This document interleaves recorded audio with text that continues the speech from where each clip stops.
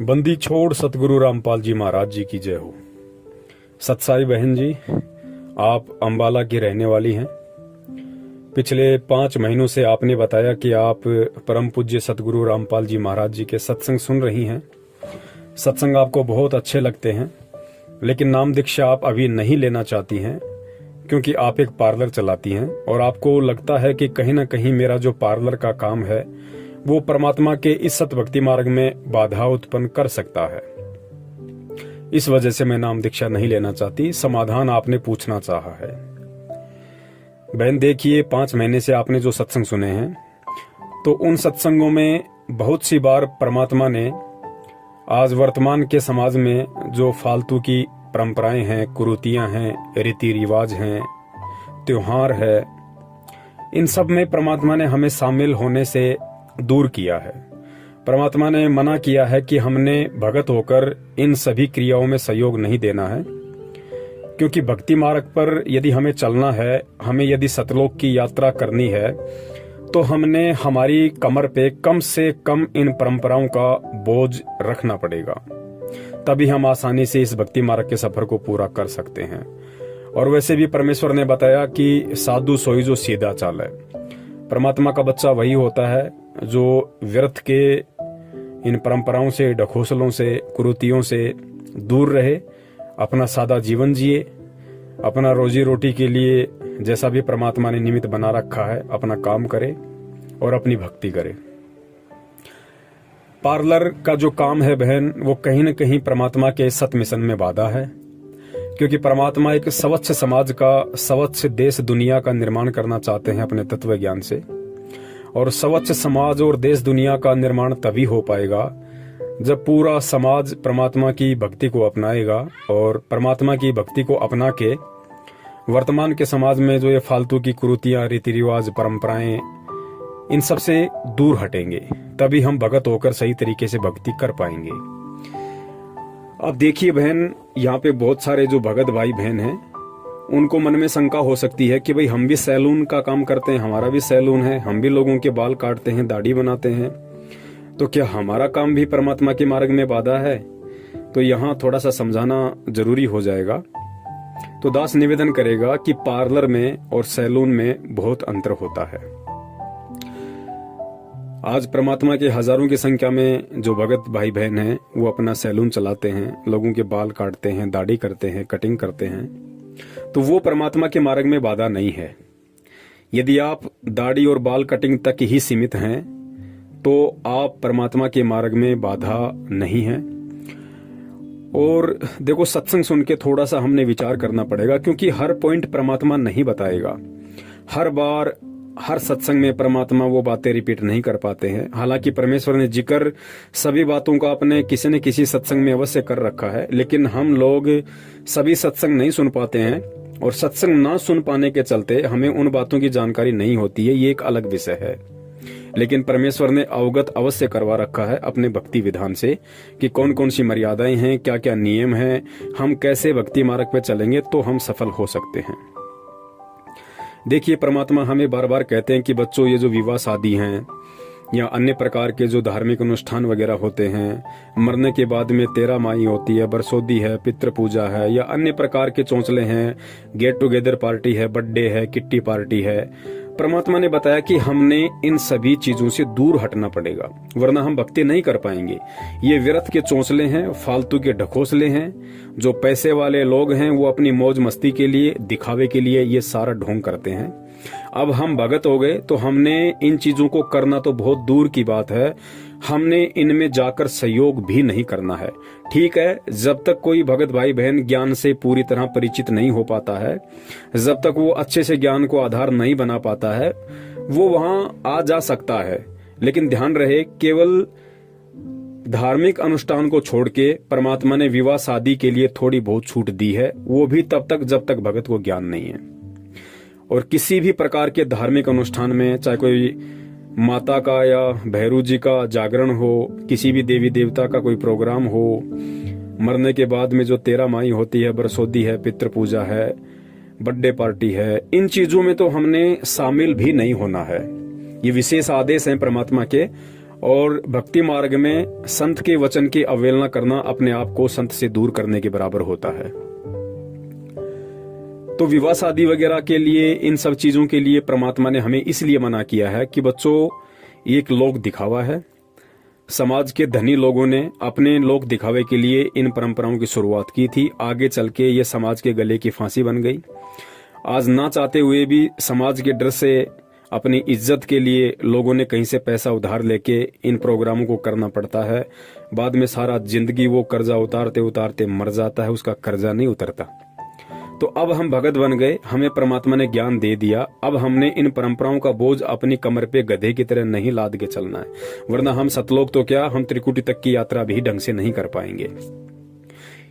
तो जो भगत भाई बहन अपनी दाढ़ी और कटिंग के लिए अपना सैलून चलाते हैं, वो ठीक है, उनकी रोजी रोटी है, और दाढ़ी कटिंग समाज की जरूरत भी है, उसको बंद नहीं किया जा सकता है। इसलिए ये जो सैलून का जो काम है वो परमात्मा के मार्ग में बाधा नहीं है।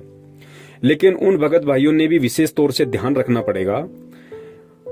आपको यदि कोई किसी विवाह शादी वगैरह में बुलवाता है कि भाई हमारे बच्चे की शादी है, हमारे बच्चे का मेकअप करना है, हमारे बच्चे को संवारना है, और उसका जो भी कुछ आप जो समझ सकते हैं अच्छे से कि उसको कितना उसको सजाया जाता है, उसका डेकोरेशन किया जाता है, कई हजारों रुपया वो लोग पार्लर में जाके खर्च कर देते हैं सजने संवरने के लिए, अपने आप को सुंदर दिखाने के लिए। तो पुण्यात्माओं, जो भी भगत भाई बहन अपना सैलून चलाते हैं, जिनको परमात्मा का ज्ञान है, अब उनको इन चीजों से दूर हट जाना चाहिए। उन्हें अपना काम धंधा परमात्मा के ऊपर विश्वास करके सिर्फ दाढ़ी मूंछ और कटिंग तक ही सीमित रखना चाहिए। इसके अलावा धीरे धीरे देखो, एकदम से आप नहीं छोड़ पाते हो, एक बात अलग है, लेकिन आपने कोशिश करनी होगी, और जो परमात्मा की दृढ़ आत्मा होती है वो बिल्कुल इन सब चीजों से दूर हट जाएगी। तो हमने किसी भी प्रकार के दूल्हे या दुल्हन को विवाह शादी के लिए बिल्कुल भी नहीं संवारना है, क्योंकि जब तक हम इनको संवारते रहेंगे ये संवरते रहेंगे। आपको ध्यान होगा, परमात्मा ने कहा कि बच्चों, हमने किसी भी प्रकार के चमड़े से बनी हुई वस्तुओं का प्रयोग नहीं करना है, चाहे बैग हो, चाहे बेल्ट हो, चाहे जूते हो, चाहे पर्स हो, कोई भी चीज जिसमें लेदर वगैरह का इस्तेमाल हो वो हमने इस्तेमाल नहीं करनी है। बनाने वाली दुनिया बहुत है। अगर हम 5-10 लाख व्यक्तियों में से यदि 1000-1500 व्यक्ति या भगत भाई बहन वो काम भी करते होंगे और वो छोड़ भी देंगे तो भी समाज पे कोई विशेष प्रभाव नहीं पड़ने वाला है, क्योंकि लोगों ने अपनी फैक्ट्रियां कंपनियां लगा रखी हैं, समाज में सप्लाई होती रहेंगी। लेकिन परमात्मा ने बताया कि समाज में चाहे सप्लाई हो चाहे ना हो, चाहे वो काम बिगड़े चाहे संवरे, लेकिन हम संत शरण में आ गए तो ये संत का वचन है, संत का आदेश है, और ज्ञान आधार ये कहता है कि हमने उन चीजों में सहयोग नहीं करना है। क्योंकि जब तक हम उन चीजों में सहयोग करते रहेंगे वो लोग पशुओं को मारते रहेंगे, जीव हत्या करते रहेंगे, और ये चमड़े का व्यापार धंधा चलता रहेगा। तो कैसे ये कुरीतियां, ये व्यर्थ की परंपराएं, ये लोक दिखावा, ये कैसे छूटेगा? ठीक इसी प्रकार पुण्यात्माओं, हम भगत होकर जब तक हम इस तरह से किसी दुल्हन का मेकअप करना, किसी दूल्हे का मेकअप करना, जब तक हम ये सब करना नहीं छोड़ेंगे तो वो कभी भी अपना मेकअप करवाना नहीं छोड़ेंगे, और समाज में ये परंपराएं चलती रहेंगी। तो हम भगत हैं, हमने बिल्कुल भी इस तरह के मेकअप वगैरह उनके नहीं करने हैं। भले मेकअप करवाने के लिए यदि वो अपनी दुकान पे आता है, देखिए मेकअप भी 2 प्रकार से है। यदि वो नॉर्मली यदि अपना कोई मेकअप करवाना चाहता है, कोई मसाज वगैरह करवाना चाहता है, कोई फेशियल वगैरह करवाना चाहता है, तो आप उसका वो कर सकते हैं। लेकिन स्पेशली यदि वो किसी शादी विवाह के लिए करवाना चाहता है, उसकी खुद की शादी है, और यदि उसके लिए वो मेकअप वगैरह करवाना चाहता है, तो कहीं न कहीं हमारे को इन चीजों से दूर हटना पड़ेगा। हमने उनको मना करना पड़ेगा कि भाई विवाह शादी के लिए मैं मेकअप नहीं करता। ठीक इसी प्रकार जब किसी की मृत्यु हो जाती है तो समाज में एक परंपरा है कि सारे परिवार वाले जो उसके ब्लड रिलेशन में होते हैं वो अपने बाल कटवाते हैं सर के। तो पुण्यात्माओं, बहुत सारी बार क्या होता है, जब किसी के घर में मृत्यु हो जाती है तो वो लोग नाई को बुलवाने के लिए आते हैं कि भाई चलो हमारे घर में मृत्यु हो गई है किसी सदस्य की और आपने सभी का मुंडन करना है। तो यदि किसी भगत की दुकान है, यदि समाज का ऐसा कोई व्यक्ति भगत के पास आकर ये बात बोलता है, तो भगत ने बिल्कुल भी उसमें जाके सहयोग नहीं करना है। भगत ने बिल्कुल भी वहां जाके मुंडन नहीं करना है, वरना वो आपका सहयोग माना जाएगा। और यदि आपकी दुकान पे कोई व्यक्ति आता है और यदि वो मुंडन करवाता है और यदि ये बोल के करवाता है कि भाई हमारे परिवार में मृत्यु हो गई है और हमारा आप लोग मुंडन कर दो, तो भी हमने उनका मुंडन नहीं करना है। हमने हाथ जोड़ के उनसे प्रार्थना करनी है कि देखिए मेरे गुरुदेव के सख्त आदेश हैं, इन परंपराओं के अंदर आप जो मुंडन करवा रहे हैं ये मुंडन मैं नहीं कर सकता। हाँ, यदि सामान्य तरीके से यदि आप अपने सर के बाल उतरवाना चाहो तो मैं उतार सकता हूँ, लेकिन इन परंपराओं के नाम पे मैं आपका मुंडन नहीं कर सकता। क्योंकि पुण्यात्माओं, जब हम थोड़ा सा संघर्ष करेंगे, हम थोड़ा सा इन चीजों में आगे बढ़ेंगे, तो समाज इन चीजों पे सोचने पे मजबूर होगा कि भाई ऐसी क्या बात है, ऐसा क्या ज्ञान है इनके गुरु के पास में, ऐसा क्यों कहता है इनका गुरु इनको। दुनिया में तो कोई मना नहीं करता, लोग तो जा जाके मुंडन करते हैं, दूल्हा दुल्हन का घर पे जाके मेकअप करते हैं ताकि उनको ज्यादा पैसा मिले। लेकिन ये लोग मना कर रहे हैं, तो इसका रीजन क्या है? तो समाज सोचने पे मजबूर होगा। और पुण्यात्माओं, जब तक हम इन क्रियाओं में शामिल होते रहेंगे, हम उन लोगों का सहयोग करते रहेंगे, तो फिर कैसे बात बनेगी? तो धीरे धीरे क्योंकि आगे चल के तो पूरा भगत समाज ही परमात्मा का होगा। हर जगह परमात्मा के बच्चे होंगे, हर 100 में से 90 दुकान जो भी होंगी सैलून की परमात्मा के बच्चों की होंगी। और जब दुनिया मरने लगेगी और जब जो लोग परमात्मा के ज्ञान को नहीं समझ पाए, उनके शरण में नहीं आ पाए, और वो फिर भी उन व्यर्थ की परंपराओं में फंसे रहेंगे, और जब वो जाएंगे सैलून पे और जहां जाएंगे वहां उनको परमात्मा के बच्चे मिलेंगे और बोलेंगे नहीं भैया हम नहीं करते मुंडन वगैरह, तो अंत में उनको भी उन क्रियाओं से धीरे धीरे दूर हटना पड़ेगा। तो वो प्रक्रिया होगी कब? जब आज हम उसकी शुरुआत करेंगे, जब आज हम सतगुरुदेव जी के ज्ञान आधार से इन चीजों से पीछे हटेंगे, तो आगे चल के समाज धीरे धीरे इन चीजों से सुधरेगा। तो हमने किसी भी दूल्हा या दुल्हन का मेकअप नहीं करना है यदि आपकी सैलून की दुकान या ब्यूटी पार्लर की दुकान है। तो हमने किसी भी व्यक्ति का मुंडन नहीं करना है यदि आपकी सैलून की दुकान है। तो नॉर्मली यदि कोई आपसे दाढ़ी कटिंग वगैरह करवाता है, बिल्कुल हम कर सकते हैं। चेहरे पे कोई फुंसी वगैरह है या चेहरे का जैसे कोई रंग वगैरह उनका काला पड़ गया है किसी वजह से, यदि वो फेशियल वगैरह करवाना चाहता है, मसाज वगैरह करवाना चाहता है, तो वो हम कर सकते हैं, उसमें कोई दोष कोई दिक्कत नहीं है। इसके अलावा पुण्यात्माओं, अगर आप हिम्मत कर सको इस परमात्मा के मिशन में, तो आप लोग किसी के बालों को काला भी ना करो। क्योंकि परमात्मा हमें तो मना करते ही है कि भाई हमें बिल्कुल भी अपने बाल काले नहीं करवाने हैं। हमें सुंदर दिखने के लिए या बुढ़ापे में जवान दिखने के लिए जो लोग बालों में डाई करते हैं, मेहंदी लगाते हैं, कलर लगाते हैं, भगत के लिए तो परमात्मा ने विशेष तौर से मना कर ही रखा है। और जो चीजें भगत के लिए मना है, तो भगत ने सोचना चाहिए कि उन चीजों में भगत ने सहयोग भी नहीं देना चाहिए, उन चीजों में भगत ने सहयोग भी नहीं देना चाहिए। जैसे गुरुदेव ने बताया कि भगत को शराब नहीं पीनी, तो भगत ने तो बिल्कुल भी नहीं पीनी।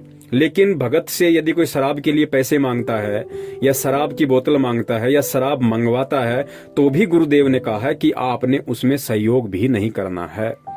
तो इसी प्रकार पुण्यात्माओं, जब परमेश्वर ने हमें बालों में कलर लगाने के लिए मना किया है, हमें बालों को रंगने के लिए मना किया है, तो पुण्यात्मा ये ज्ञान आधार की बात है। हर चीज को परमात्मा दबाव दे के नहीं बताएगा, क्योंकि परमेश्वर को पता है कि जब धीरे धीरे सत्संग सुनता रहेगा तो आगे चल के इसको भी इन चीजों का आभास हो जाएगा, और एक न एक दिन ऐसा आएगा इसकी आत्मा स्वयं इसको कोसने लग जाएगी कि भाई तू जो कर रहा है वो गलत है। जब गुरुदेव ने तुझे जहर खाने के लिए मना किया है, तो तू दूसरों को जहर कैसे खिला सकता है?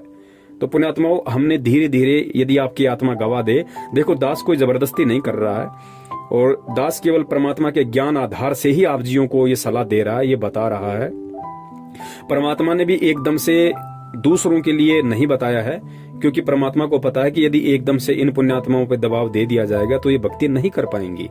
लेकिन जब इनको ज्ञान होगा, धीरे धीरे परमात्मा की शरण ये ग्रहण करेंगे, और जब भक्ति मार्ग में आगे बढ़ेंगे, इनका ज्ञान योग खुलेगा, तो धीरे धीरे इनकी आत्मा इनको कसोटने लग जाएगी कि यार जब गुरुदेव ने मुझे शराब पीने के लिए मना किया तो मैं दूसरों का सहयोग कैसे कर सकता हूँ? जब परमात्मा ने मुझे मेरे बाल डाई करने के लिए मना किया तो मैं दूसरों के बाल डाई कैसे कर सकता हूँ? तो पुण्यात्माओं, ये ज्ञान आधार की बात है। और जिस भी भगत भाई को यदि ये बात उचित लगे, जिसका सैलून का काम है, पार्लर का काम है, और यदि वो चाहे तो परमात्मा के प्रति अपने भाव व्यक्त कर सकता है, परमात्मा के प्रति एक ज्ञानी भगत होने का परिचय वो दे सकता है, धीरे धीरे वो भगत इन परंपराओं से दूर हो सकता है, इन चीजों से वो दूर हो सकता है। क्योंकि जब कोई करेगा नहीं तो फिर करवाएगा कौन? तो इस प्रकार से पुण्यात्माओं, हमने अब इन चीजों से धीरे धीरे हटना पड़ेगा। ये ज्ञान आधार के ऊपर है, ये मेरे कहने से या किसी के दबाव देने से नहीं होगा। ये जब तक आप अपने अंतरात्मा से इस बात को गहराई से नहीं सोचेंगे कि वास्तव में बात तो सही है। यदि हम लोगों को रंगना नहीं छोड़ेंगे तो लोग अपने आप को रंगवाना कैसे छोड़ेंगे? तो पुण्यात्माओं, आपने विचार करना पड़ेगा इस बात पे। और बहन जी, आपका जो पार्लर का काम है, देखिए अभी आपने नाम दीक्षा नहीं ली है, और नाम दीक्षा लेने से पहले ही परमात्मा ने आपके ऊपर इतनी दया कर दी कि आपकी आत्मा ये स्वीकार नहीं कर रही थी कि भाई पार्लर का काम कहीं ना कहीं परमात्मा के मिशन में बाधा है। तो बहन, ये आपकी बहुत अच्छी सोच है। अगर परमेश्वर दया करें तो बहन आप जी इस धंधे से थोड़ा थोड़ा करके आप जी दूर होइए और परमात्मा से आप प्रार्थना करते रहिए। देखिए, आपने अगर परमात्मा के लिए इतना सोचा है, परमात्मा के सत्संग सुन के आपके मन में इतने विचार आए हैं, तो जाहिर सी बात है यदि आपकी इच्छा इस काम को छोड़ने की होगी तो परमात्मा आपके लिए 10 रास्ते भी खोल देंगे। वो समर्थ है, वो शक्तिशाली है, वो सर्वशक्तिमान है, वो अंतर्यामी है। वो केवल अपने बच्चों के भाव देखता है कि मेरे बच्चों की इच्छा क्या है। यदि उनकी इच्छा भक्ति के अकॉर्डिंग होगी तो परमात्मा 100% उस इच्छा को पूरा करने में भगत का सहयोग देता है।